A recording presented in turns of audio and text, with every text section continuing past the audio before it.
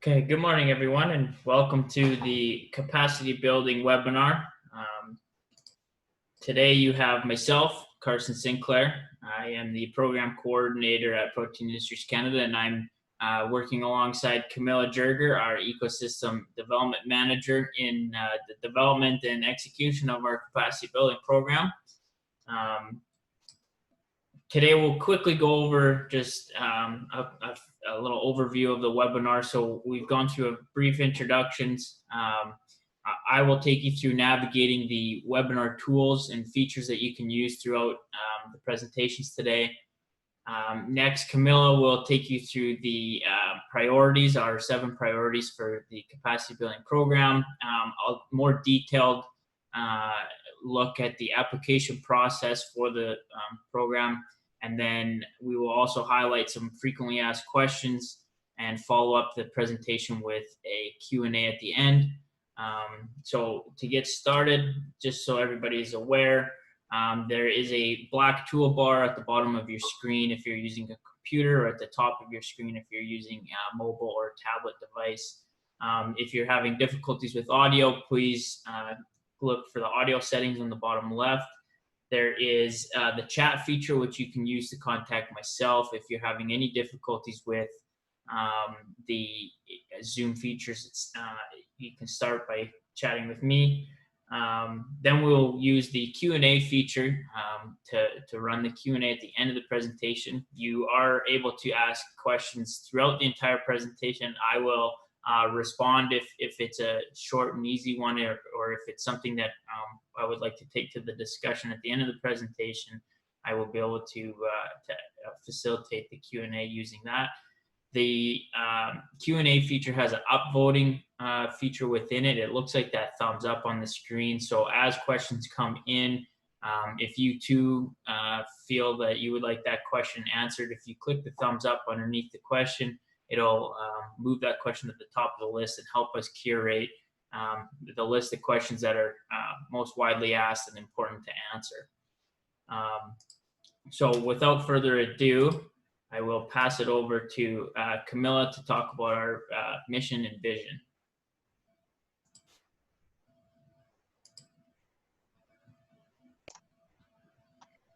Thanks, Carson. Good morning, everyone. My name is Camilla Jerger, and I'm the Ecosystem Development Manager with Protein Industries Canada. Thanks again for attending this webinar today. Before I start, I'd like to remind you that the slides we're presenting today will be shared after the presentation. So there's quite a bit of information on the slides. So please don't worry about reading everything and really focus on the presentation.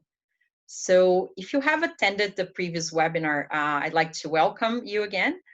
We've used some of the feedback we received on our last webinar to shape the last details of our program, which we're going to share today with you. Our objective today is to dive a little bit deeper on our capacity building application process.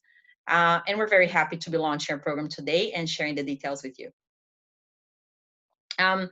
As we develop the process, we try to capture different types of projects and different situations we may encounter and have them explained to you both on our program guide and on the session today. But being, a new program, we know that we may need to adjust as we go. Hopefully, we'll be able to answer all your questions today, but if not, please rest assured that we'll be contacting you shortly with an update. So I'd like to start with a couple of slides about Protein Industries Canada. I know most of you are familiar with our organization, but I think it's always good to bring an update about PIC. So PIC is a member-based, industry-led organization that is one of the 5 innovation superclusters created by the federal government. Our vision is that Canada becomes a world leader in plant protein, and our mission is to invest collaboratively to accelerate innovation and the competitiveness of the Canadian plant protein sector.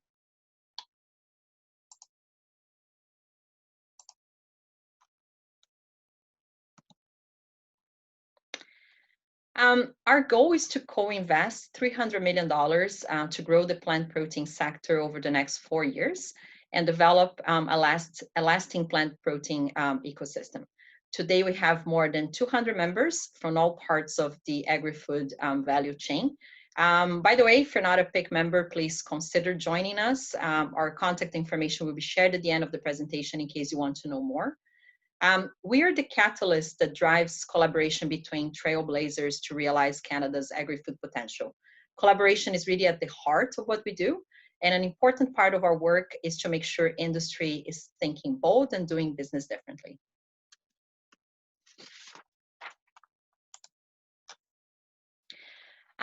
As many of you may be aware by now, PIC has two investment streams, technology and capacity building. The technology stream is the one that you may be more familiar with, and it supports innovation and the creation of new products, technologies, and services to the agri-food processing sector. Technology corresponds to the majority of PIC's funding. So far, we have successfully launched 3 technology project calls, and we have 1 call open right now. Details can be found on our website. Capacity building, which is the focus of our session today, encompasses projects that are foundational and transformational to bring capacity to our sector and to really enable technology projects to move forward and Canada to be more competitive. So our capacity building program has the following objectives, as you can see on the screen.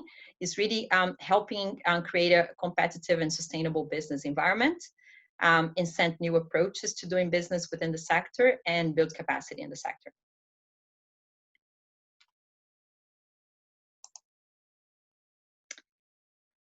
Our capacity building strategy is based on 7 priorities that you can see on the graph on the right side. So the priorities are access to capital, labor, skills, and access to talent, regulatory modernization, infrastructure, data and ICT management, IP literacy, global brand and international engagement. The priorities, there are areas where we see gaps and opportunities and where our industry partners can make a difference bringing forward transformational projects. The way that we built our strategy was really through listening to industry and consulting on a variety of ways. So we even held a few workshop sessions back in February to really validate our strategy, which was a very good exercise. The priorities are areas where we see gaps and opportunities and where our industry partners can really make a difference bringing forward transformational projects. And one area that I wanted to highlight is that Indigenous engagement and also other underrepresented populations is a very important part within our priorities and is a component of our project selection criteria, which I'll talk more about in a few minutes. I'm not going to go through all the 7 priorities. We've done that on the previous webinar, but information on our goals, our outcomes, expected outcomes of each of these priorities are on our program guide, which is now on our website. So moving to our capacity building program, today we're officially opening the first call for capacity building projects. We'll be accepting proposals on a continuing basis, and the submissions will be evaluated also on a regular basis. The first round of projects evaluations will be taking place next fall, or this coming fall. We highly encourage proponents to reach out to us, and you're going to hear this throughout the presentation. Really reach out to us right from the beginning so we can help you put together your application documents.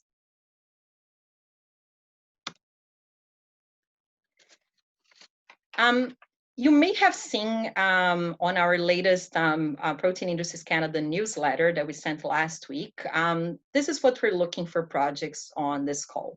So projects that deliver value to the sector, projects that have potential to be scaled up on a regional, national level.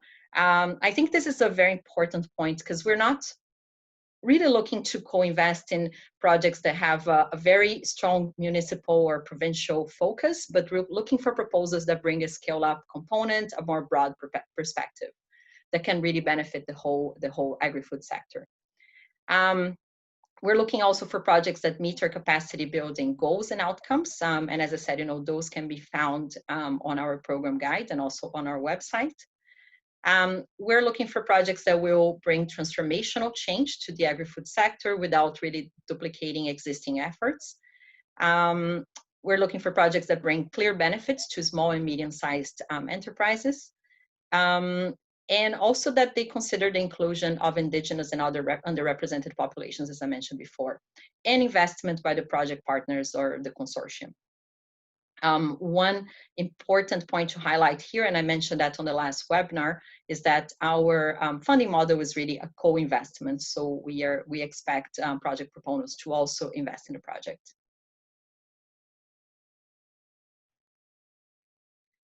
Our program guide is now live. It was posted this morning on our website, and it's a key document that project proponents should read. And before applying, it contains all the details about our application process, application package, and how projects will be selected. I highly encourage you all to read and get back to us with questions and to discuss our project ideas, your project ideas.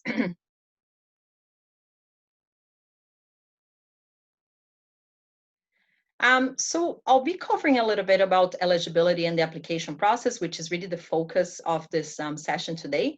As I said before, feel free to send your questions through the chat. If you have some specific questions about your idea or your projects, probably ideally you should be contacting us and setting up a meeting rather than bringing this up today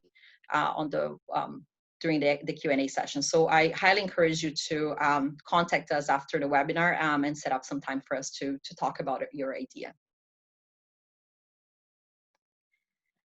This is a quick chart, and I showed that on our last webinar, but I think it's worth bringing it up today. Again, it's a quick chart to explain our whole process. So first it starts with today, opening call for proposals. Project proponents will be submitting project applications, and as I said before, we would like to hear from you right from your idea, right from the ideation phase, before you really submit the project, because we can help you throughout the process. We can help you identify partners, support you throughout the whole, putting together the whole documentation. Once you applied, our team at PIC will assess your project for eligibility and provide feedback. Eligible projects will be sent to PAC, the Project Approval Committee, that will be evaluating projects based on our selection criteria, in which I'll be talking a little bit more later on. PAC will then evaluate applications and make a recommendation to approve the project or not, and we're going to be providing feedback to applicants. Approved projects will be signing a Master Project Agreement, MPA, which is really a contract with PIC detailing the investment.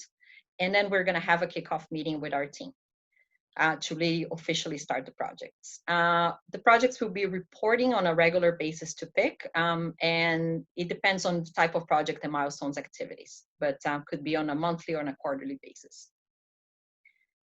I'm pretty sure that at this point you have a few questions. Likely, I will be addressing some of those on our FAQ section, but also feel free, as I said before, to send them through the chat if you have any questions. Moving then to project eligibility, I've summarized here the requirements, but please make sure you check the full description of our program guide because we provide a little bit more information there. The first requirement is that projects must show alignment with our capacity building priorities, goals and outcomes, and also with PIC's objectives. Projects will also have to be submitted by a minimum of 2 project partners as a consortium, and all of them must be PIC members. Building a strong consortium is very important to us since collaboration is really at the heart of what we do. And we really see that we will accomplish our goals faster and better if industry works together. So this is a very important part, and we say a minimum of 2 project partners, but you can include as many project partners as will make sense to the project. The project must also be incremental to the regular business of the proponents. That means that we're not going to be funding day-to-day operations or ongoing activities, for example. Our project scoring matrix was built in a way that projects are scored higher when they include components such as industry investment Indigenous and other underrepresented groups, and also clearly involves bring benefits to small and medium-sized enterprises. I'll be talking a little bit more about the project selection criteria in a few slides.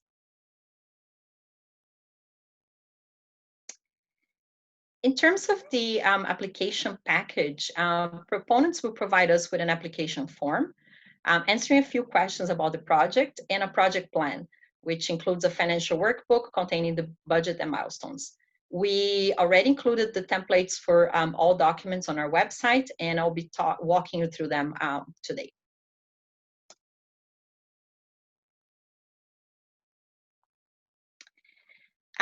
As we were building our capacity building program, we really understand that projects of different sizes may present more or less complexity in terms of activities, milestones, and deliverables.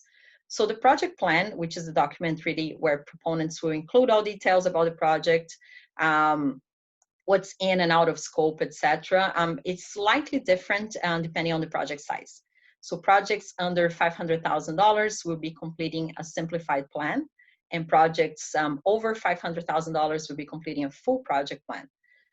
Regardless of the project size, we'll be working with you on the application package. So each project, in the end, will be completing right from the start 3 different documents. So that's the application form, as I mentioned before.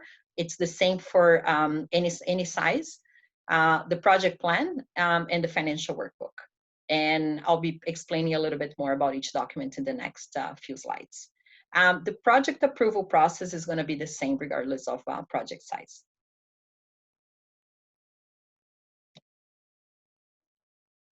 So just walking you through the application form, which is the first document of the application package. The form starts with a list of project partners. If you are familiar with the expression of interest on the technology program, it's very similar, but we decided just to not create confusion between the 2 programs, we decided to give just a different nomenclature. The form really starts with a list of the project partners and their roles. And you can, as I said, it's a minimum of 2 partners, but you can include as many as makes sense to your project. This is for us really to understand who is involved in the project. And it's very important that all the project partners listed there are aware that their names are on the application form. I think in the past we had a few applications that some of the partners were not aware at that moment that they were being considered to be part of the consortium.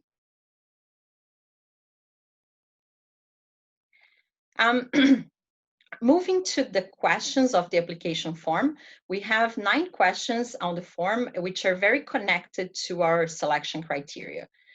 Making sure really that these questions are answered in a clear, easy to understand way will really help us assess eligibility and also provide us with more clarity as we evaluate a project within the project approval committee. It's really important to highlight that all projects, including the final reports, they must be completed by March 31st, 2023. I'll just walk you through a little bit. As I said, the slides will be available. Also, the application form is on our website, so you can read with more detail later. But I'll just walk you through a little bit of the questions. So the first question is really to identify the gap, problem, challenge, or opportunity that will be addressed by the project and the transformational impact of the project on the sector as a whole. Second question is really a description of the work plan of the project and how each of the major activities will be addressing the gap that you mentioned on the first question, and how the project will really be scaled up to benefit the sector as a whole. This third question is to describe what are the anticipated outcomes of the project, how they're going to be measured, and how they bring benefits to the ecosystem. And the outcomes, they should be described really and linked back to our capacity building priorities. One question we get quite often is if projects, they need to be aligned with all the 7 priorities. And the answer is no. They must be aligned with at least one of our capacity building priorities. Question number 4 is to provide a top-level budget, including the expected contribution from each partner, which could be cash or in kind, and the requested investment from PIC on an annual basis. It's really a summary of the workbook spreadsheet that is included as part of the project plan that I'll be walking you through in a minute. We would like, on question number 5, you to explain what existing complementary work is available to the best of your knowledge and how the project will really leverage it, avoiding duplication of existing work. This is very important because, as I mentioned before, we don't want to be reinventing the wheel or just duplicating work that is already being done. We really want to leverage such work and to build upon it. Question number 6, we ask you to explain the role of each project member, how they will be leveraged on this project, and how the project will drive collaboration in the sector. On number 7, how the project will bring benefits to businesses within the ecosystem and how small and medium-sized enterprises might be involved in the project if applicable.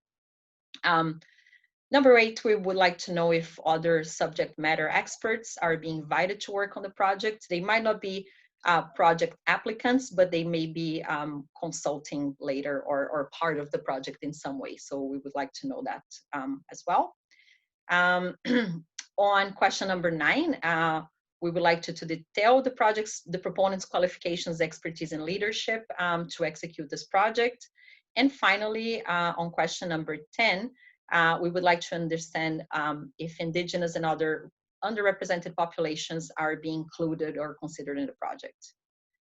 So as I said, these questions are really very connected to the way that we built our project criteria, which I'll be talking in a few minutes. The next part of our application process is the project plan. So I would not be covering the whole list, but as I said, it's available on our website, and you can download it, the template. But really, here on the project plan, we are looking to understand items such as in and out of scope, what is in and out of scope, what's going to be the work plan, a summary of the budget. What's your project management plan, how the project's going to be administered, what are potential risks and barriers, and then an IP and data management plan. So one area that is very important to us is intellectual property, and I think not always for capacity building it's going to be applicable, but things like, for example, copyrights is something that we need to be identifying, considering. We have an IP expert in our team at PIC, and we can definitely involve her if necessary during the application phase.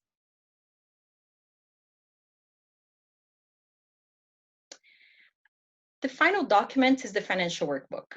It's an Excel spreadsheet that contains the project budget. It's split by different categories and based on project milestones. We'll be using it to track the project and provide updates on reimbursements, for example. We'll be assisting proponents to fill it out, so you don't really need to worry. We're going to be walking you through as you get to that point of your application process. And the objective really is for the financial workbook to be a tool to help us during the whole project and make it easy for us to understand where the project is at, which milestones were accomplished. And one important point here is that the proponents will be defining which are the important project milestones, but we can definitely have some conversations about that and bring some suggestions as well.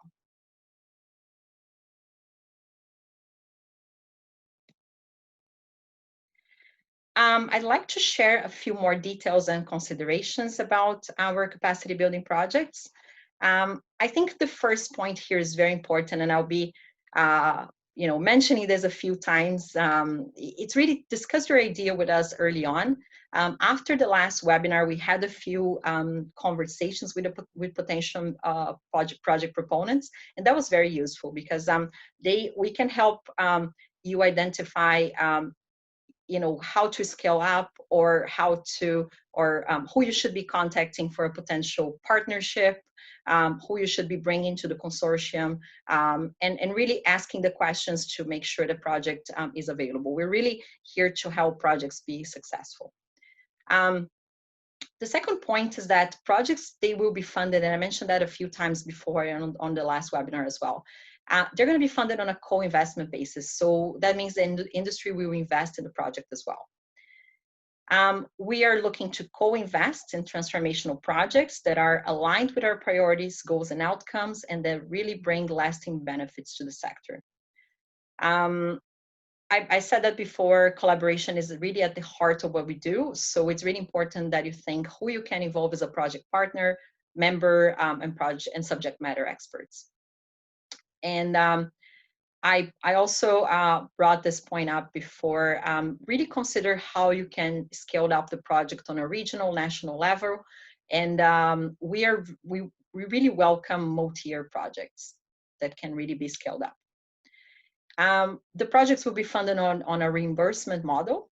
And I think the last point here kind of summarizes what I said at the beginning.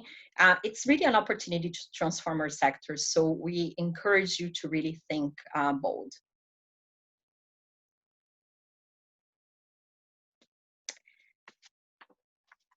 We have built a project selection matrix so we can objectively evaluate projects that are submitted to a program. The criteria is based on 6 main areas, which you can see on the screen. Our program guide explains a little bit more about the criteria and have some of key questions that we're going to be asking when evaluating the project. So the first criteria here is if the project addresses the issue gap and delivers objectives, if it has alignment with our priorities and strategy.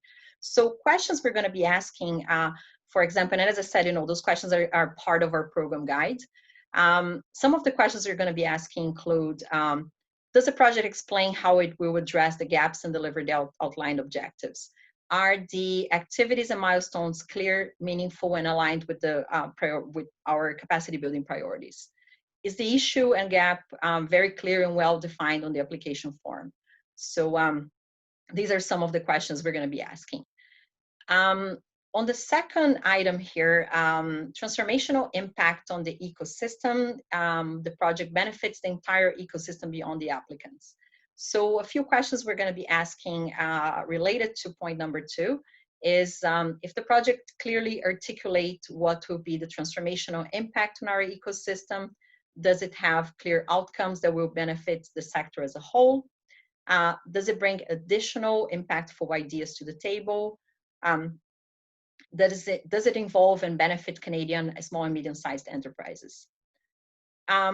On item number 3, leveraging existing work and no duplication. A few questions we're going to be asking include, does it take into consideration existing work in Canada and internationally? Does it acknowledge previous work that was done and explain how the project will leverage such work, etc. On point number 4, the strength of the consortium, proponents' qualifications, expertise and leadership, collaboration. Some of the questions we're going to be asking include, does the consortium represent a holistic approach to collaboration? Do the proponents possess the necessary and complementary qualifications to meet the project objectives and deliverables? What is their mandate, authority, previous experience in the area? And does the project foresee additional subject matter experts? So this point number 4 is really about the collaboration and how strong the consortium is. On number 5, we will be asking questions such as, are the timeline and budget realistic and achievable? Is the consortium investing dollars in the project? And on number 6, we really want to know if the project is bringing the inclusion of Indigenous and other underrepresented populations, as I mentioned before. The first round of project evaluations will be in fall. And as I said, we'll be helping project proponents throughout the application process. Um, I also mentioned that before, we're going to be tracking and reporting projects on really on a regular basis, both because we want projects to move in the right direction and really deliver the goals and outcomes, but also because it's a requirement for our funding from the federal government. So depending on the project milestones and the activity plan that the project proposes, projects will be reporting either on a monthly or on a quarterly basis. And we have some hard dates throughout the year when PIC reporting is due. We'll be discussing all the reporting requirements with proponents as we work through the project plan.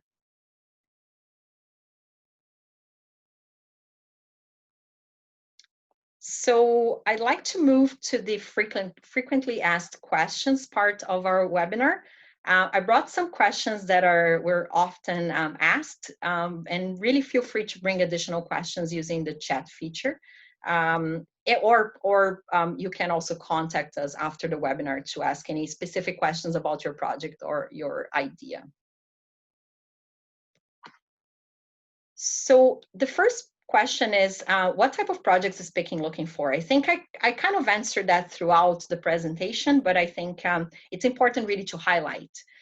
So we all, are moving in the right direction with the projects. So we're looking for collaborative projects that are aligned with the goals of our capacity building program. They must be incremental to normal activity, do not duplicate existing efforts or ongoing work. They must add value and benefit members across the sector.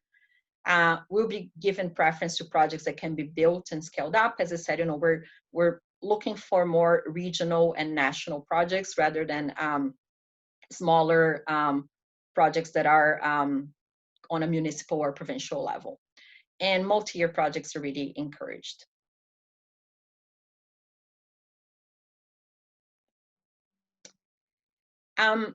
The other question we often get is how much will PIC commit to projects? So this number can vary a little bit, but approximately 10 to 12% of PIC's total project investment will be committed to capacity building projects. As I said, it's a reimbursement model on eligible project costs. The eligible project costs are described on our program guide, so are highly recommended to look and read through our program guide because it has all the details. I said before that we expect industry contribution and it's part of our selection criteria. We're going to be co-investing projects. Our range is more or less 40 to 70%, and the remainder must be invested by the consortium. Our contribution is really dependent on the scale and impact of the proposed project. So it's really important that you, when you're submitting your application, you really explain well how this is bringing value to the sector.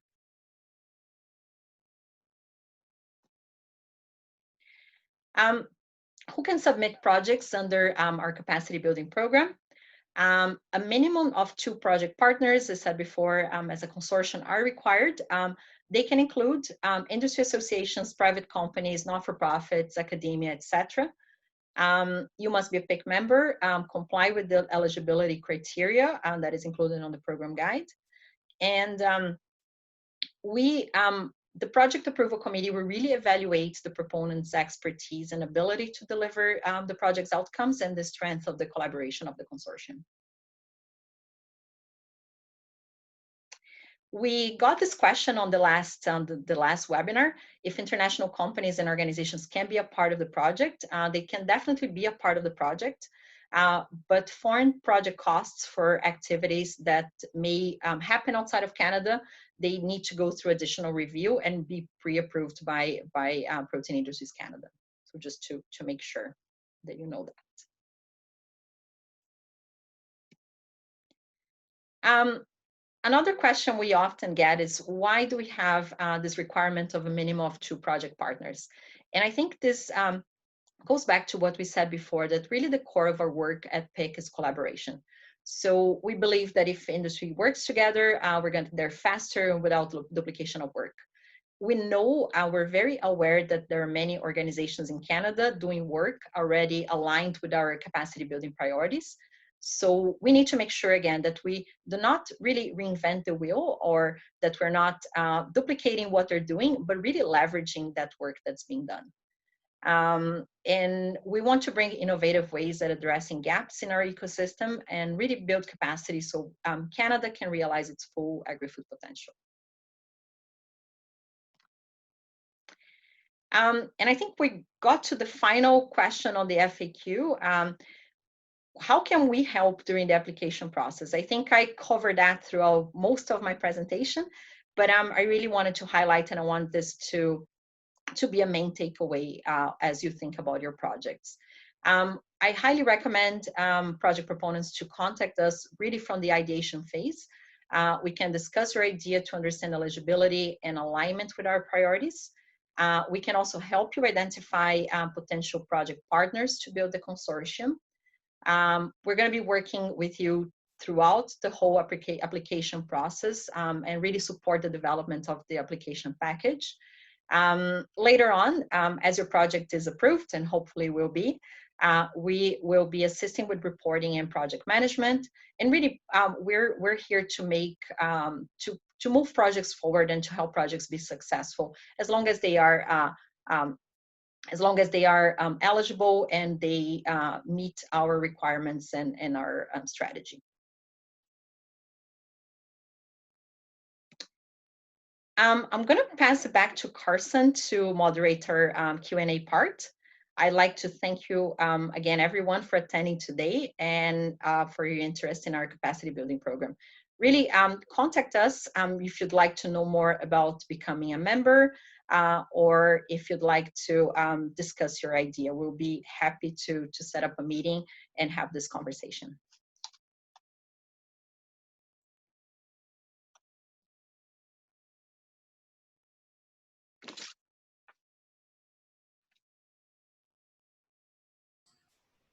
Great. Thanks for the presentation, Camilla. That was awesome. We have a few questions here, and I've written down a couple extras. The first one that has come in, and I can maybe just give a quick answer to from Chris, was what is our definition of an SME?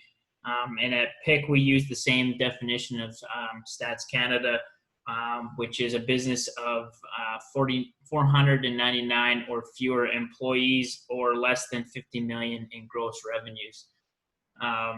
So just to quickly answer that question. And then Camilla, one of the questions, just to piggyback off of that SME idea, is one question that came in from Monica is, what kind of involvement are we looking for or anticipating from SMEs? So maybe just touch on why SMEs are important to the project and why it's a critical piece of the consortium.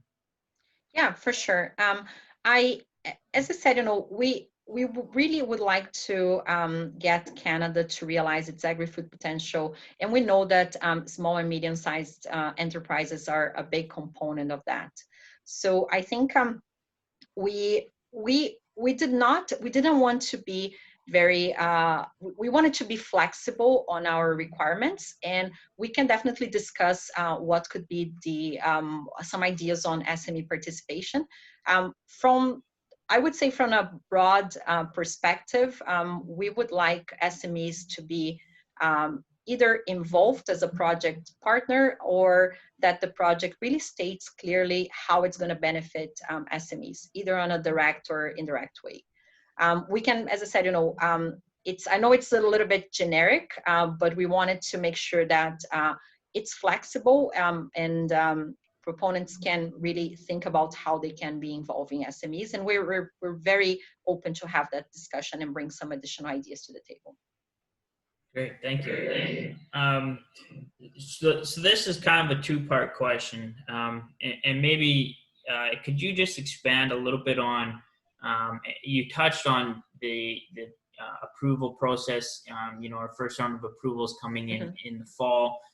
Could you touch on what it maybe an anticipated timeline would be for projects to be approved, and then also expand on how long projects have to receive funding and what our mandate is for the end of our mandate? Yeah, for sure. So I think, and I'm actually going to also cover, I see that there is another question on the chat here about the project be started before approval or application. And the answer, the short answer is no. We have to really, projects need to start or to receive reimbursement after they've been approved with Protein Industries Canada. So I think that's a key point, and definitely again, let me know if you have any questions about that, and we can definitely have a conversation. In terms of next steps, as I said, we are open to receiving project applications. I can't stress enough that it's really important that proponents reach out to us and have a conversation with us before applying, because we really want to make sure that you put a good application forward. And our first round of approvals will be, we haven't set a date yet, but will be sometime this coming fall. As soon as we approve the project, we're going to be notifying the project proponents, and we're going to be signing a contract that determines each of the parts contribution. As I said, it's a co-investment. And from there, the project can definitely start. We're hoping to do everything as fast as we can. And obviously we have a process to follow. But we'll be, as we work with project proponents, we'll be updating you throughout all steps of the process. Perfect, thank you. And that was a good segue. I was going to tee off that question and ask about the project approval and the beginning of project before funding. So that was perfect. To piggyback off of the idea of the funding model, can you expand on what kind of stacking is available? So the one question is using an example of 50% from PIC and 50% from NPC. Can you just elaborate on our requirements and our ability to do stacking? Yeah, for sure. I would probably be looking on a kind of a case by case, and I really would say, reach out to us so we can look on how this could how this can take place and how this what's possible, what's not. There is some possibility of different funding from different organizations, but as I said, I would probably be looking at that on a case by case, and I highly encourage you to reach out to us so we can discuss. Perfect. So the next question I had written down was, you touched on it a couple times, but what is the driving force behind us focusing on projects that are scaled up regionally and a little bit more nationally compared to the smaller scope projects? Yeah, that's a great question, Carson.